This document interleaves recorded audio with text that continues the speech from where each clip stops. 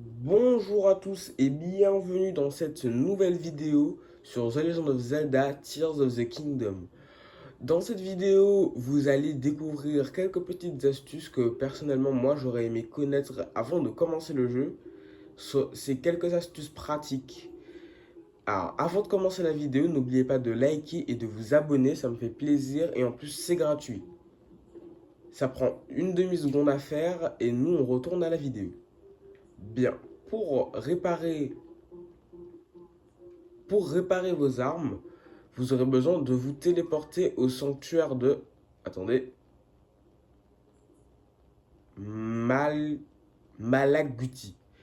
Donc téléportez-vous au sanctuaire de Malaguti au village Goron. Bon, téléportez-vous au village Goron, quoi. Vous voyez bien où je suis. Donc maintenant, vous vous dirigez vers la mine. Là où il y avait toute la lave dans Breath of the Wild. Vous vous dirigez par ici. Et normalement, si vous regardez assez bien, ils sont pas vraiment cachés, vous croiserez des Octoroks. Je connais déjà l'emplacement d'un Octorok, je veux vous y emmener. Voilà, vous croiserez un Octorok. Cet Octorok, il va bien nous servir. Alors, je vous conseille de désactiver les sages. Je vous conseille de désactiver les sages parce qu'ils peuvent le tuer. Et c'est pas pratique. Du coup, maintenant que vous êtes devant l'Octorok, vous prenez l'arme que, qui est presque cassée. Dans mon cas, j'en ai pas, du coup, on va casser celle-là. Attendez. On va casser celle-là et je vous rejoins quand je l'ai cassée. Nous revoici. Maintenant que je l'ai cassée, regardez, vous voyez, elle est presque brisée. Lorsque je vais aller à proximité de l'Octorok, je vais lâcher. Je vais lâcher l'arme et je vais faire en sorte qu'il l'avale. Vas-y.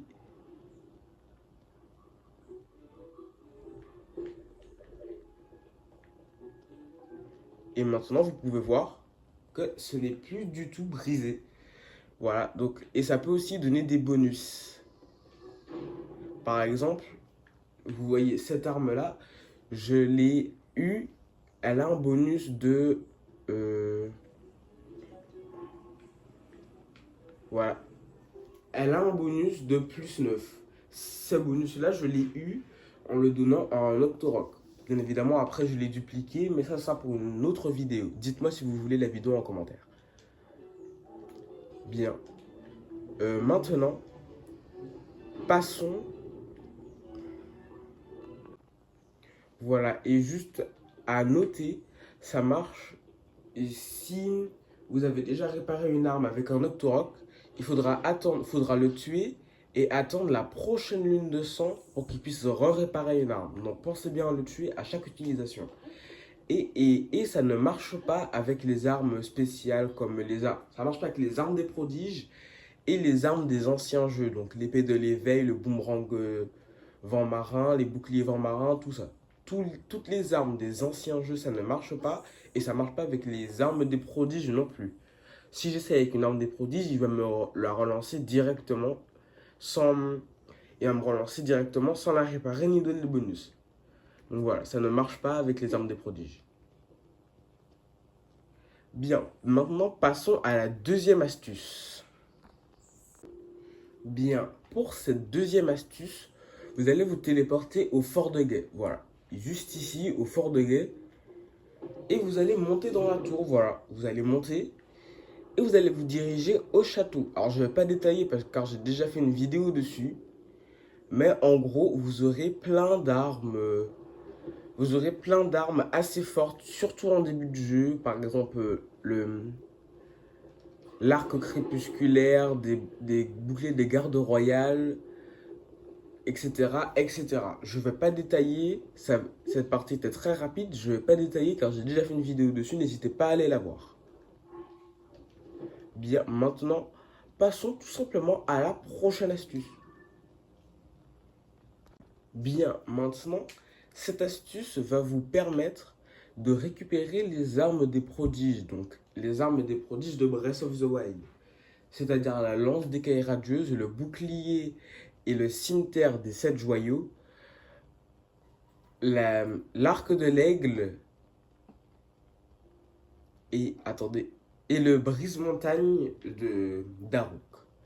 Pour ceci, vous devrez aller dans les villages respectifs de tous les prodiges. Par exemple, là, je vais aller récupérer l'arc de l'aigle. Vu que je l'ai déjà... Non, je ne l'ai pas. Ou non, je ne l'ai pas. Je pourrais le récupérer. Ça demande un peu de ressources, c'est-à-dire des diamants. Des diamants, ça peut être des diamants, déjà. Ça requiert beaucoup de diamants. Pour chaque arme, vous aurez besoin d'au moins 4 diamants. Voilà, donc si vous n'avez pas 4 diamants, allez farmer des diamants. Ça peut se trouver assez facilement dans les grottes, dans les souterrains. Enfin, non, pas dans les souterrains. Les souterrains, c'est du sonium. Ça peut se trouver assez facilement. Maintenant, pour récupérer l'arc de l'aigle, vous devrez vous diriger. Il faudrait que je trouve.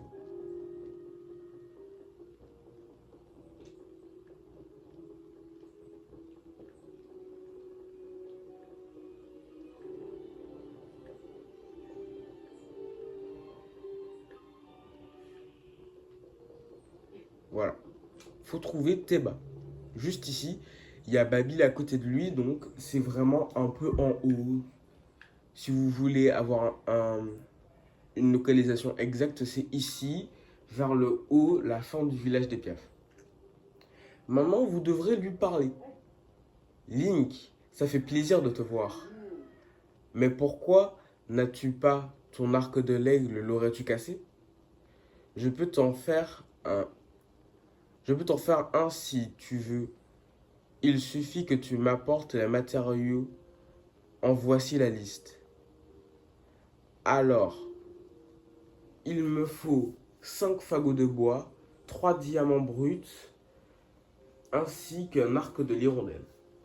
Je ne pourrai pas t'aider s'il manque quelque chose, alors tâche de t'en souvenir. Bien. Maintenant, il a besoin d'un arc de l'hirondelle, de 5 fagots de bois et de diamants bruts. Les diamants bruts, il me semble que je les ai déjà.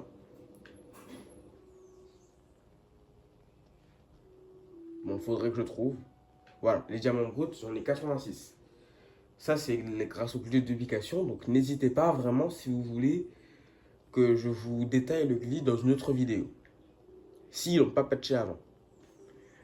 Donc, pour l'arc de l'hirondelle, vous devrez vous diriger, téléportez-vous à la tour du col Terrel. Terrel. Oui, Terrel. Bref. La tour, là. Maintenant que vous vous êtes téléporté, attends.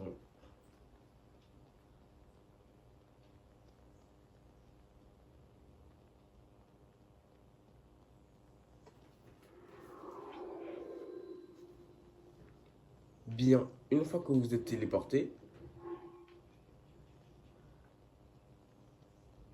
vraiment pensez à avoir une tenue pour le froid. Voilà.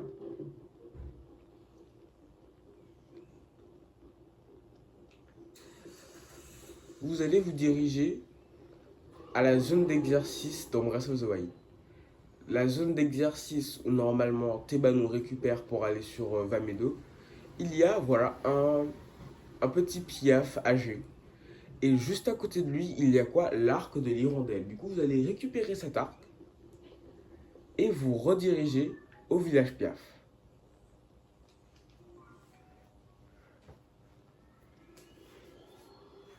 Maintenant, tout simplement, Teba va vous remettre l'arc de l'aigle.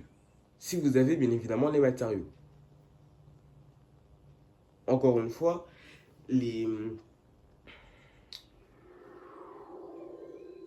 diamants apparaissent lorsque vous cassez des minerais. Donc, les minerais précieux ont plus de chances de voir apparaître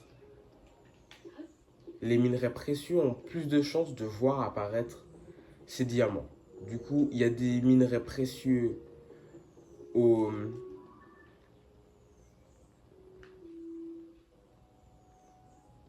à l'étang du crâne. Vous allez dans, vous allez ici, là. Normalement il y a un trou ici.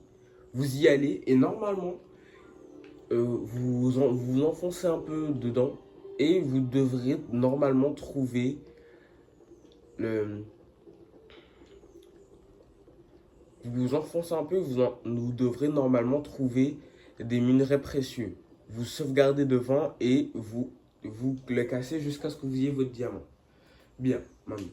Ça fait plaisir de te voir. On va te casser. C'est le même dialogue qu'avant. 5 fagots de bois. Fabriquement un. Ah, il me manque le fagot de bois. Vous voyez?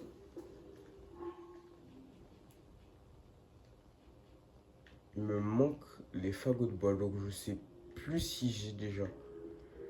Pour le fagot de bois, c'est pas vraiment grave, hein. Il y en a juste à côté là.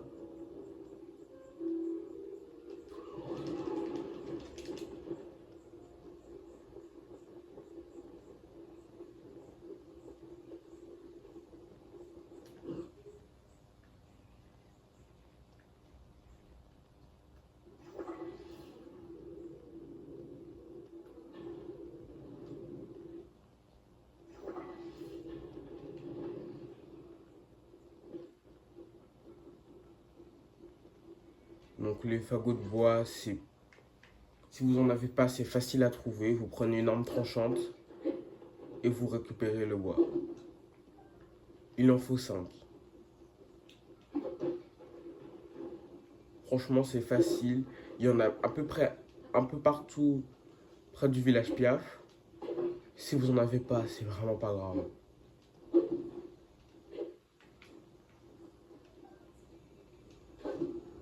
Facile à trouver. Il y en a à peu près partout et ça respawn. Il n'y a même pas besoin d'attendre le 200 pour que ça respawn. Ça respawn, je crois, toutes les nuits. Ou je pense qu'il faut. Non, je pense qu'il faut décharger, revenir et tout aura repoussé. Donc vous vous téléportez un peu loin, vous revenez, tout aura repoussé. Alors j'en ai 7 fagots de bois. Maintenant on retourne au village Piaf. Et Revali va nous donner l'arc de l'aigle, tout simplement.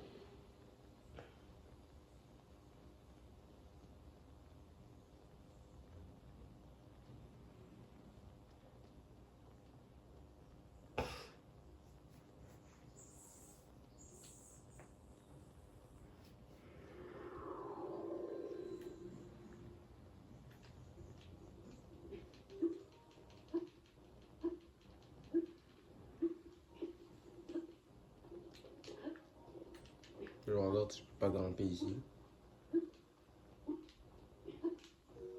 Ah mais infiltration ça existe, pourquoi je n'utilise pas? Désolé, je reviens de Smash Bros et de Breath of the Wild, j'ai oublié que infiltration ça existe.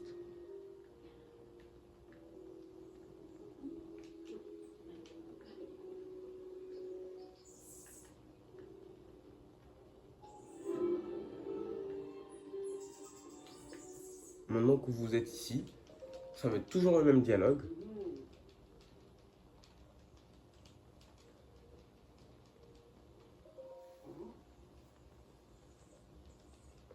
L'arc de l'aigle, les diamants, tu peux y aller. Maintenant, voilà, il va vous préparer l'arc de l'aigle. Il va vous donner l'arc de l'aigle.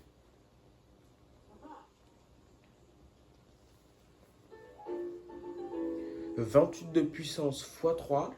Vous pouvez l'améliorer en x5 avec l'astuce que je vous ai montré juste avant. C'est vraiment très très bien. En plus, c'est une assez bonne durabilité. La dernière fois que je l'ai cassé, c'était il y a longtemps. Avant le glitch de duplication. Avant que je découvre ce glitch, je l'ai cassé, mais c'était il y a longtemps.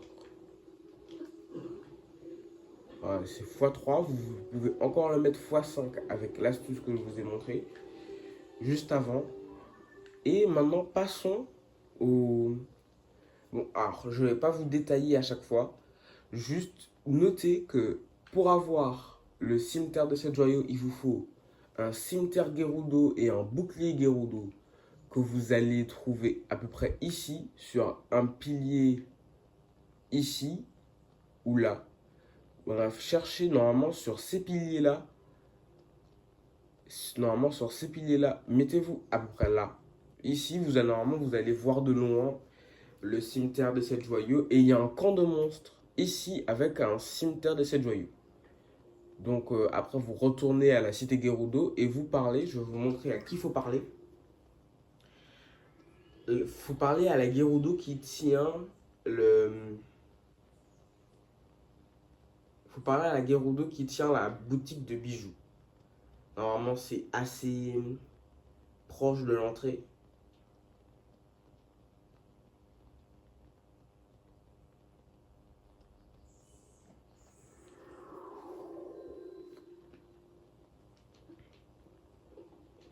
Voilà, vous y allez. C'est assez proche de l'entrée, hein. Vraiment, c'est... L'entrée est ici. L'entrée est là. Elle est ici. Donc, vous lui parlez. Elle va vous demander, pareil, des fagots... Non, pas des fagots de bois. Elle va vous demander des diamants. Le cimetière des 7 joyaux. Le cimetière Gerudo. Bien évidemment, moi, je l'ai déjà. Outil de duplication, vous connaissez. Et normalement, ça va vous ressembler à ça. Du coup, c'est assez bien. Et cette arme a la faculté de doubler les amalgames. Doubler les amalgames que vous faites dessus. Donc, si vous faites par exemple une corne de Greyhawk qui fait normalement du 30,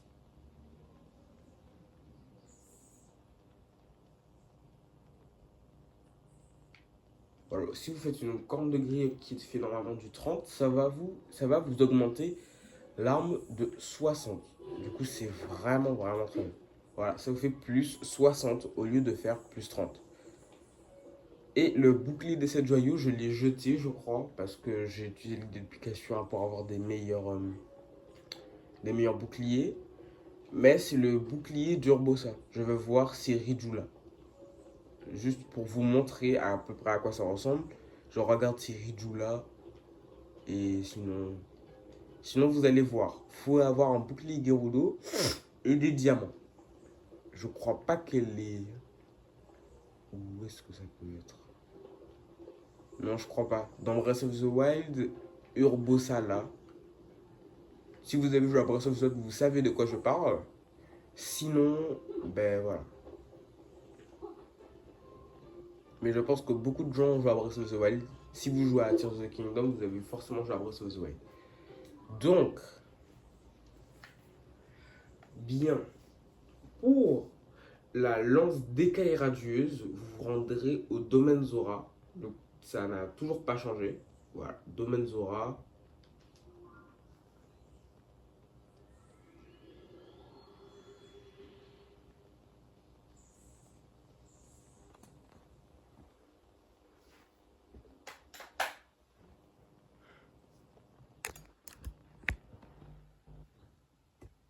Ouais, j'ai juste mis en charge mon téléphone pour pas que ça s'éteigne et que j'ai plus la vidéo. Maintenant que vous vous téléportez au domaine Zora, c'est très simple. Vous remontez soit avec des cascades, soit avec infiltration. Bref, vous remontez comme vous voulez. Moi, je vais remonter avec les cascades.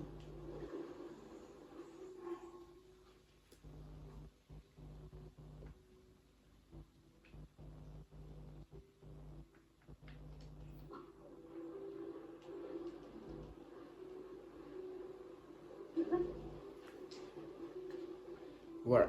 Une fois que vous êtes ici, vous allez parler à un artisan. Cet artisan, il se trouve, voilà, ici. Vraiment, si vous entrez dans le domaine Zora normalement, c'est ben, juste à droite, vraiment. Vous entrez dans le domaine Zora, c'est juste à droite. Vous allez parler à un artisan Zora.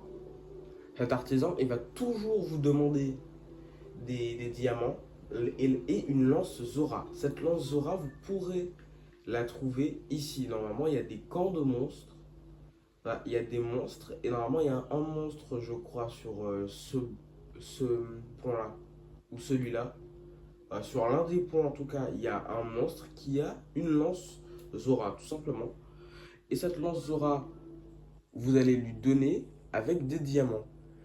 Et cette lance, quand vous lui donnez celle-là, cette lance, il va vous redonner tout simplement la lance des Kairadu. Du coup, la lance de Mifa.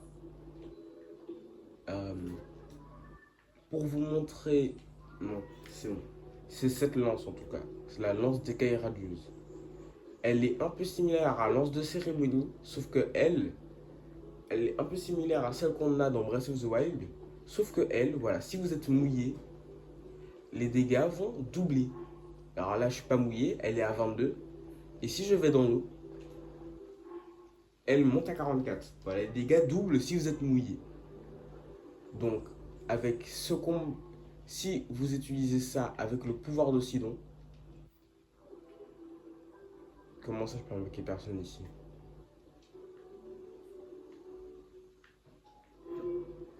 Ah non, je suis dans un village, du coup je ne peux pas invoquer.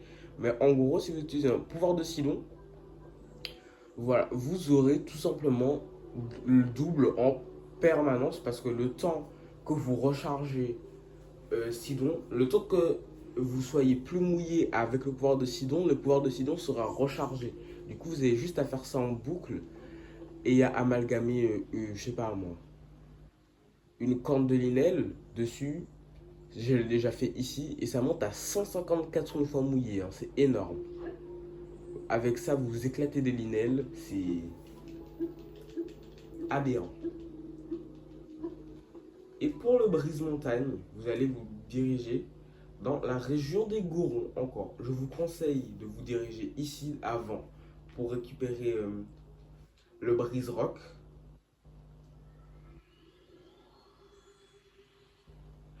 À noter que ce n'est pas possible, il faut déjà que vous ayez terminé la quête principale de la région. Par exemple, pour la région des Gorons, il faut que vous ayez battu Litogoma. Pour avoir les auras, il faut que vous ayez battu Octopulpos. Pour avoir, euh, pour avoir le cimetière de 7 joyaux, il faut que vous ayez battu la reine Gibdo.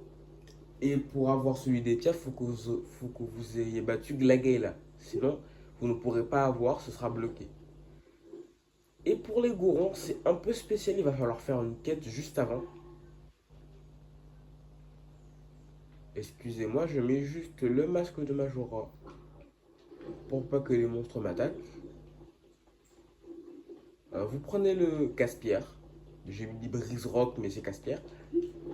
Et vous vous redirigez au village Goron. Voilà, tout simplement.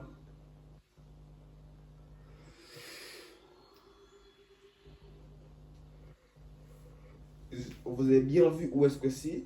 C'est dans une espèce de petite. C'est dans une petite fente là. Vous avez bien vu où est-ce que c'est dans la fente là. La fente, ici je vous mets une balise pour que ce soit plus facile. C'est vraiment ici là. Mettez une balise si vous le faites pour la première fois. Moi j'ai mis une étame, tampon. J'ai mis un tampon pour que ce soit plus facile parce que j'ai vraiment fait beaucoup. J'ai fait beaucoup ça, du coup voilà.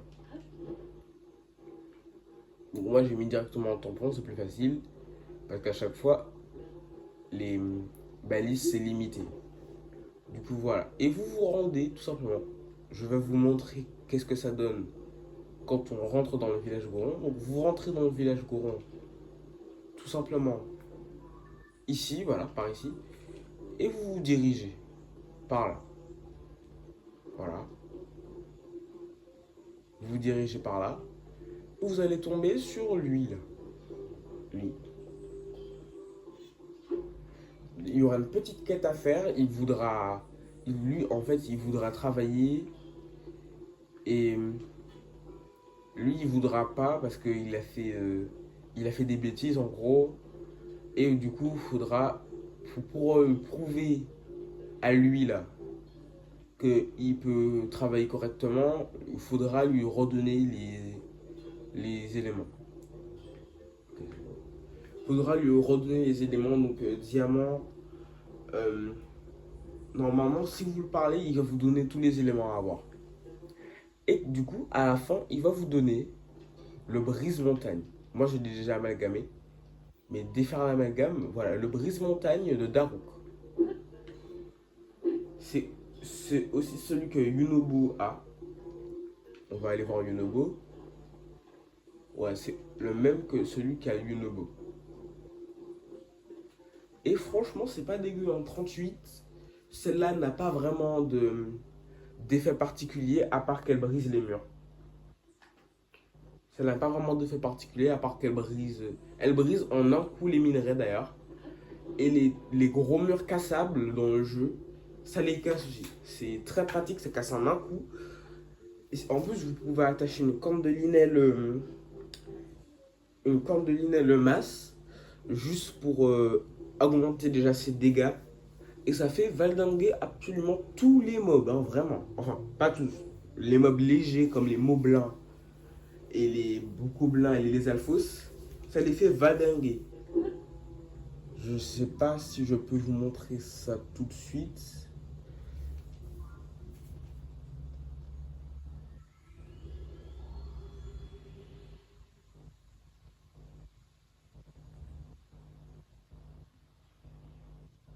Là, je vais vous montrer ça.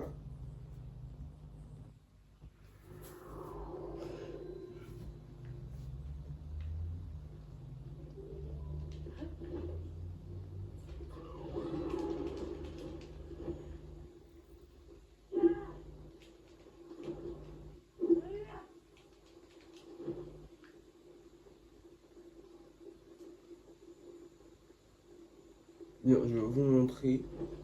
Alors déjà, ça casse aussi les armures en un coup, hein. Regardez. Voilà, son armure est cassée et ça l'a fait valdinguer. Bon, on va pas s'attarder plus que ça parce que voilà, c'est des petits gobelins.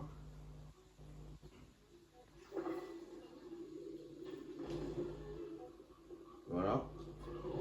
Voilà, vous avez vu, ça casse les armures en un coup, ça casse les murs en un coup.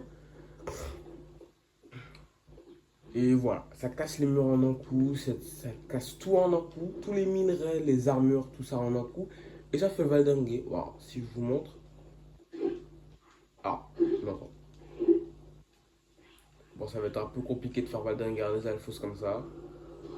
Au dernier coup, au dernier gros coup, vous voyez le coup là, attendez. Ce coup là. Quand vous donnez 3 coups d'affilée, vous allez tournoyer.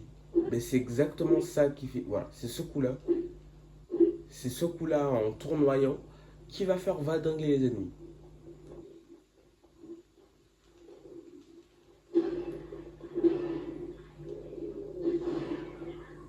Ce serait bien de ne pas mourir, mais bon. Bref, vous avez compris l'idée. Et bien, au revoir et à une prochaine vidéo. En plus, je suis mort. C'était timé, vraiment.